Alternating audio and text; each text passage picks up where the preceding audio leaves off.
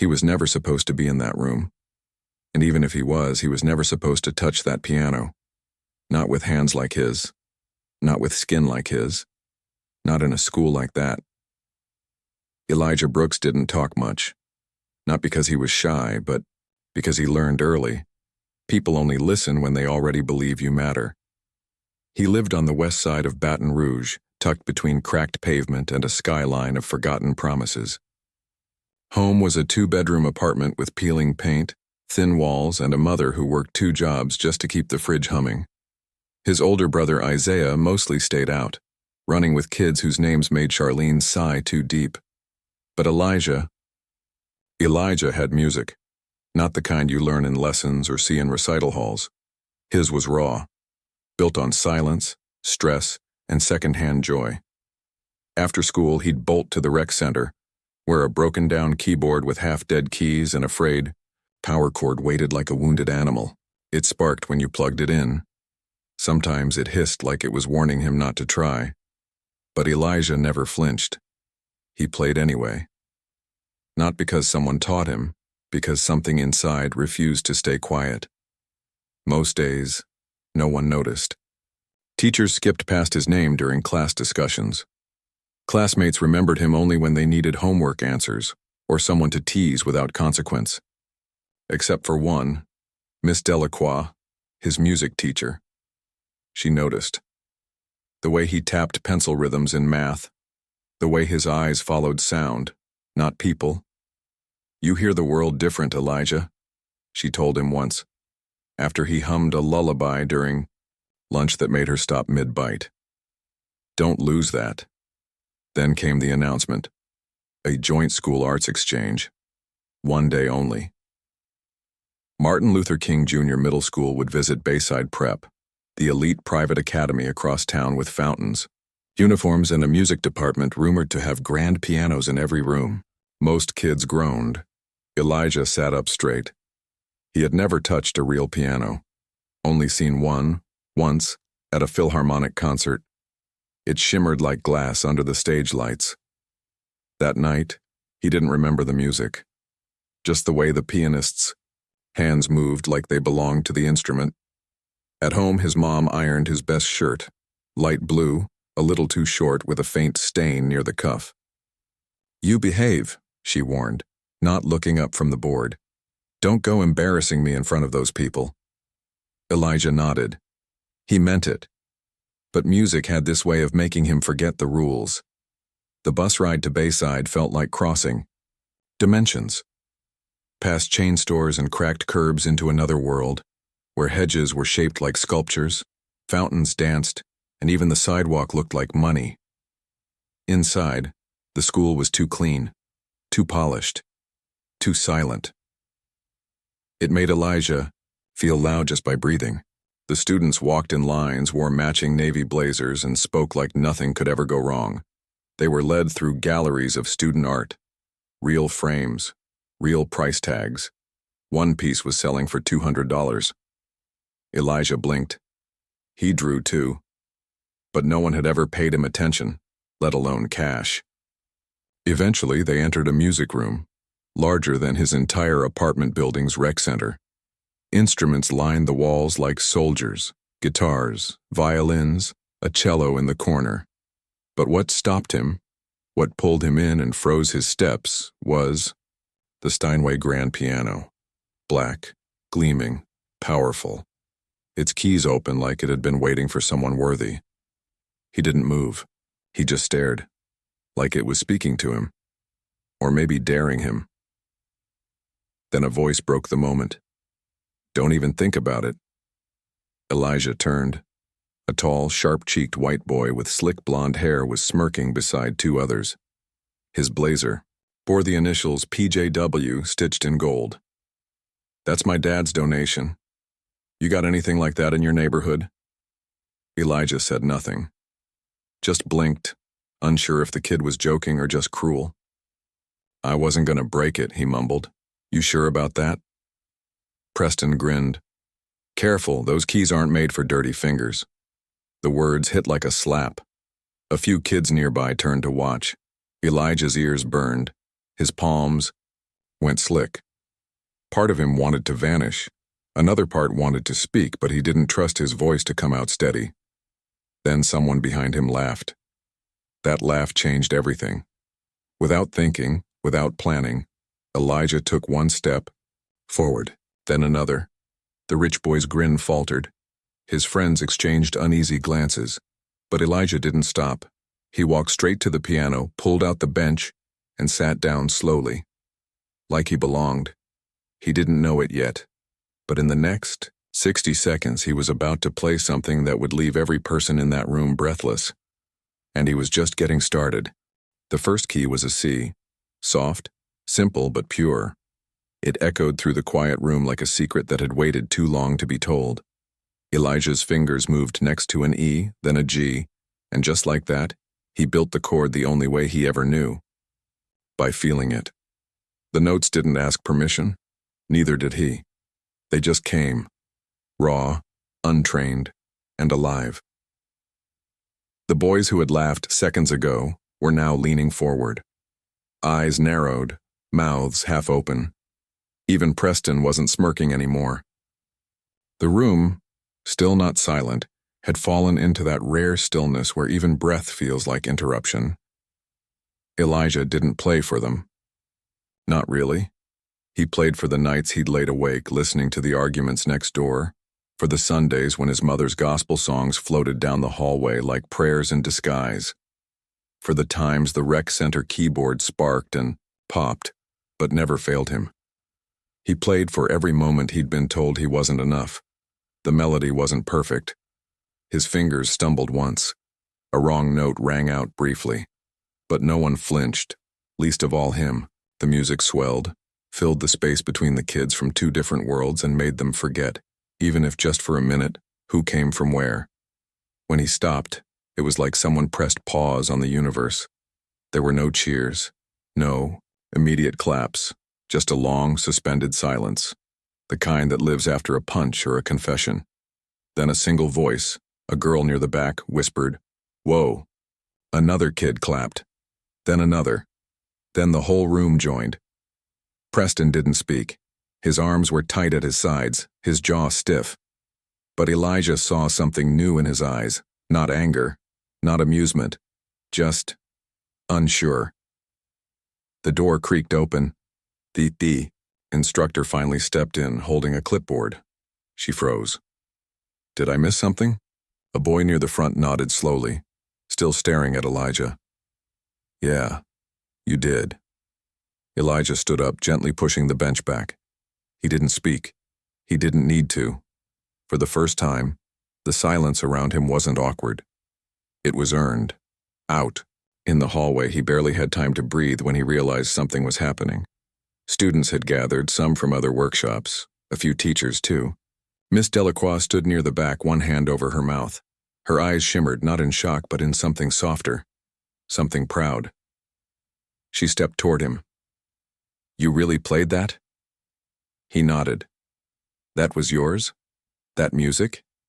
He nodded, again afraid to say it out loud. That wasn't just good, Elijah, that was the kind of thing people remember. Another woman joined her. Clipboard, gray blazer, stern but kind eyes. I'm Mrs. Coldwell, she said, bending to meet his eyes. I run the advanced music program here. I heard you from down the hall. Elijah tried to speak, but nothing came out. Have you ever taken lessons? He shook his head. Where did you learn to play like that? He shrugged. Just practicing. At the rec center sometimes. At home. If my brother lets me use his headphones. She smiled. You've got something rare. You don't teach that kind of expression, you guide it. Behind her, Preston finally stepped out. His blazer wrinkled, his face unreadable. Their eyes met. Nothing was said. One of his friends whispered something and chuckled. Preston didn't respond. Then Miss Delacroix spoke. Elijah, how would you feel about playing something at the final performance this afternoon? His head shot up. Me? Yes. They always leave a slot open for a guest student. No, I know it should be you. He looked down, then at Mrs. Coldwell. then back at Miss Delacroix. His heart thudded like a kick drum. "I don't know," he murmured. "You don't have to," she said gently. "But I think you'll regret it if you don't." He paused, then nodded. And just like that, the boy who wasn't supposed to touch the piano was about to take center stage. The auditorium was brighter than Elijah remembered. Or maybe he was just seeing it differently now. He stood behind the thick velvet curtain, fingers twitching slightly, the weight of 1,000 eyes just on the other side of the stage pressing against his chest. The same wrinkled shirt clung to his back with sweat. His collar was darker now, damp. His heart beat fast, not because of doubt but because he knew this wasn't about him anymore. Miss Delacroix leaned in beside him, whispering softly, "Even if you mess up, they'll feel it." He nodded, just once. Then stepped out. The announcer, a tall girl with confident posture and polished vowels, introduced him like she was reading a name off a fancy invitation. "And now please welcome our final performer of the day, a guest student from Martin Luther King Jr. Middle School, Elijah Brooks." Polite applause. Scattered, uninterested. Students still chatted, some scrolled their phones, a few barely looked up. Elijah didn't glance at the crowd, he didn't need to. The only thing he saw was the Steinway. It stood in the center of the stage like a memory. Familiar. Waiting. He walked to it without hurry, sat down without fear, took one long breath and placed his hands where they had always belonged. And then, he played. Not the same piece as before. This one was different, slower, quieter, deeper. It began like a conversation with no words. Gentle notes, spread apart like footsteps across soft ground. It was patient, honest, melancholy, like the ache of remembering something you never said out loud. Then it shifted, became warmer, braver, as though the music had stood up from its seat and decided to fight back. The melody twisted and soared, echoing everything Elijah had carried but never voiced. There was sorrow in the rhythm, but also hope, fragile but steady. Every measure was a story. Every chord a confession.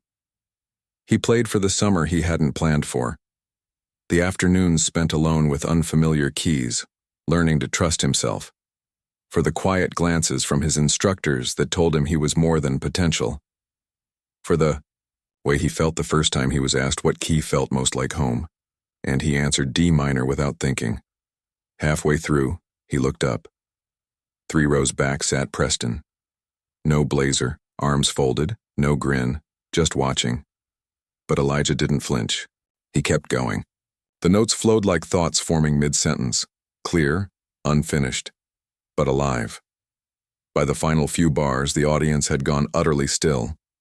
Phones lowered, conversations stopped. A teacher in the back dabbed her eye. No one dared to breathe, too loud. And when the last note faded, hung in the air like the final line of a poem, Elijah lifted his hands from the keys slowly, gently, like he was letting go of something sacred. There was silence. A pause. That precious moment just before the world reacts. Then, clap. One, then another. Then the sound rolled through the room like thunder caught in applause. It wasn't polite. It was real. Students stood. Some cheered. A boy near the aisle dropped, his phone without noticing.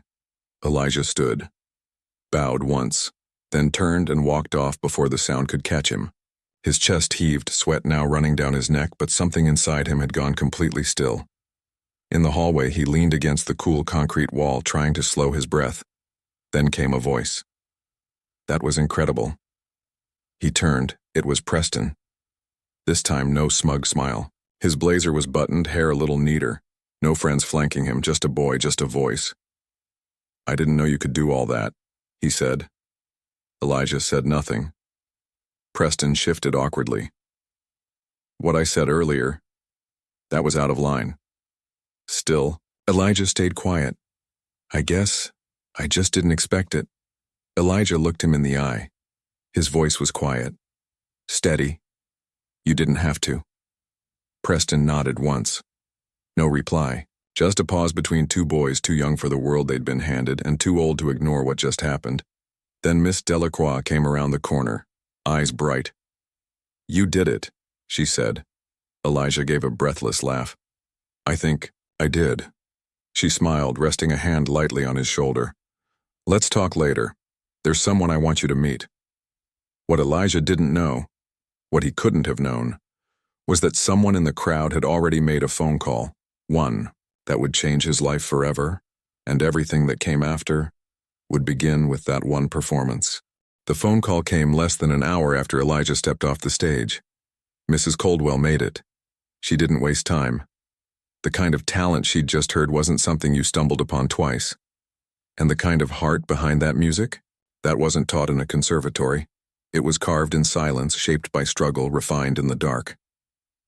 The very next day, Miss Delacroix pulled Elijah aside before dismissal. "That woman I introduced you to, Mrs. Coldwell, she wants to see you again." Elijah blinked. "Why?"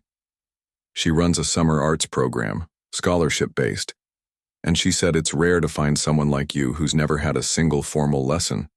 He looked down at his shoes. The left one was scuffed. He mumbled, "I don't have money for that." "That's the point," Miss Delacroix said gently. "You wouldn't need any. Everything's covered. Room, meals, instruments. You just have to show up and play." At home, Charlene stood in the kitchen holding a folded brochure in one hand and a half-burnt grilled cheese in the other.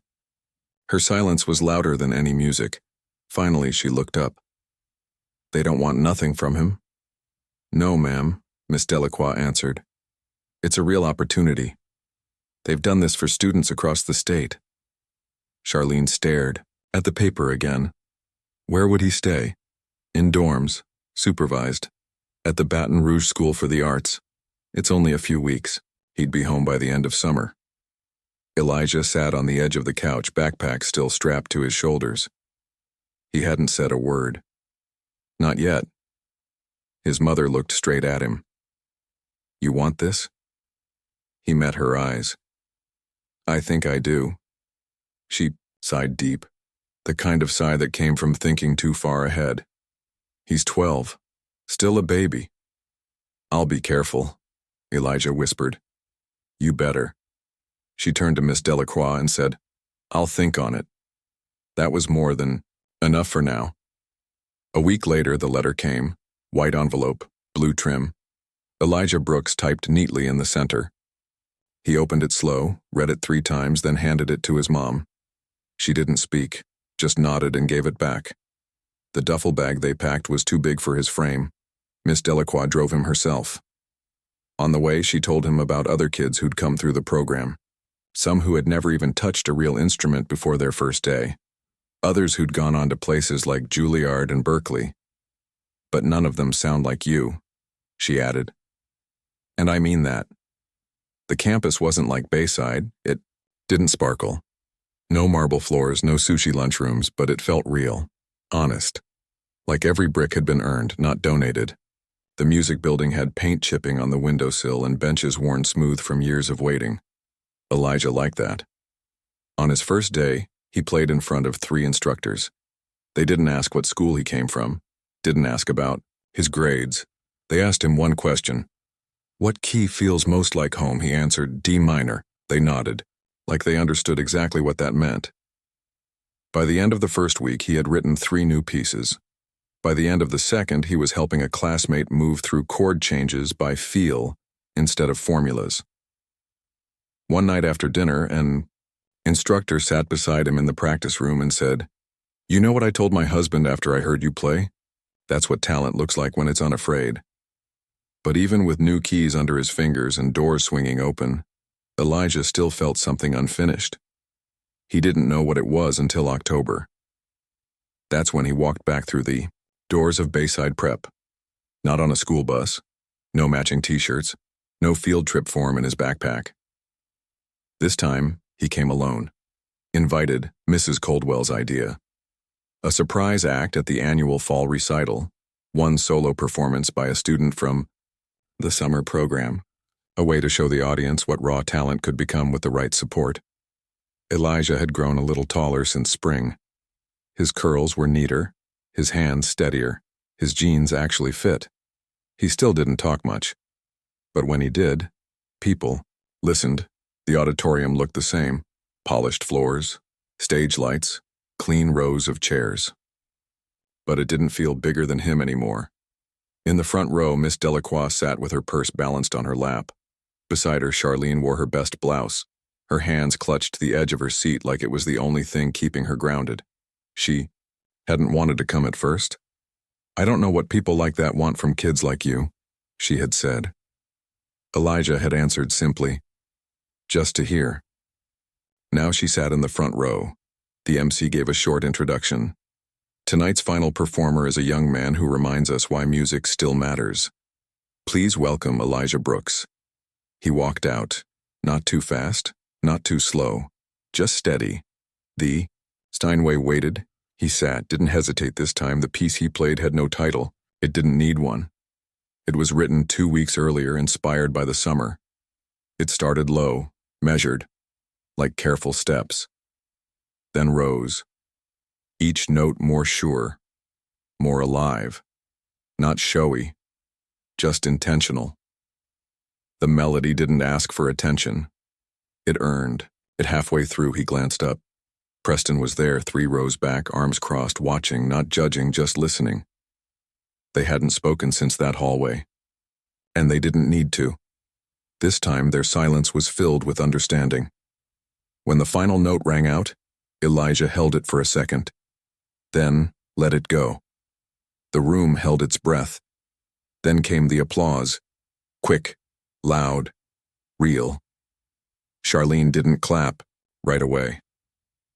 She just stared, like she couldn't believe the boy on that stage was hers. Then slowly, she smiled.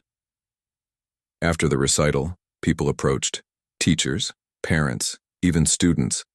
They asked questions, where he learned. What came next? He answered what he could, still uncomfortable with attention. But one moment stayed with him most. A boy, maybe 9, skinny, glasses too big, walked up and whispered, "That made me want to try piano too." Elijah bent slightly. "You should." "I don't know how." "Doesn't matter," Elijah said. "Just start." The boy smiled, and that was enough. Later that night, Elijah sat on his bed with the lights off and the city humming softly outside his window. His hands were still, but his heart hadn't stopped moving. On the floor beside him was a wrinkled program from the recital, folded in half, creased at the corners. The same name printed across the top was now echoing in the minds of everyone who had been there. But Elijah wasn't thinking about the applause, or the looks, or the congratulations. He was thinking about something different, something quiet. All his life he'd waited to be seen, to be picked, to be allowed. But tonight had changed something, because for once, no one gave him permission. No one told him what to play or how to play it. No one opened a door for him. He walked through it himself. The world didn't give him space. He took it, honestly, gently, fully. He reached for the notebook Miss Delacroix had given him weeks ago, the one she told him to fill with ideas, lyrics, anything that felt true. And on the last page in the corner, he wrote one sentence in quiet pencil. "You don't have to be invited to be allowed." Then he closed the notebook, exhaled, and let the weight of that truth settle into his bones. Because he knew now, it wasn't about being good enough for them. It was about being brave enough for himself. Voiceover style, this is the moment we speak to everyone watching, everyone who's ever hesitated. If you're watching this and wondering if you're good enough, if the world will ever let you try, here's your sign. You are. You don't need permission to matter. You don't need an invitation to begin. Just start. Elijah's story isn't over, not even close. Because while one room has heard his voice, there are so many more waiting, more stages, more silence to fill. More kids like that boy with crooked glasses, looking for someone to tell them it's okay to try. And Elijah? He's already writing his next piece. So if you felt something tonight, subscribe, turn on notifications, because Elijah's next performance, you won't want to miss it.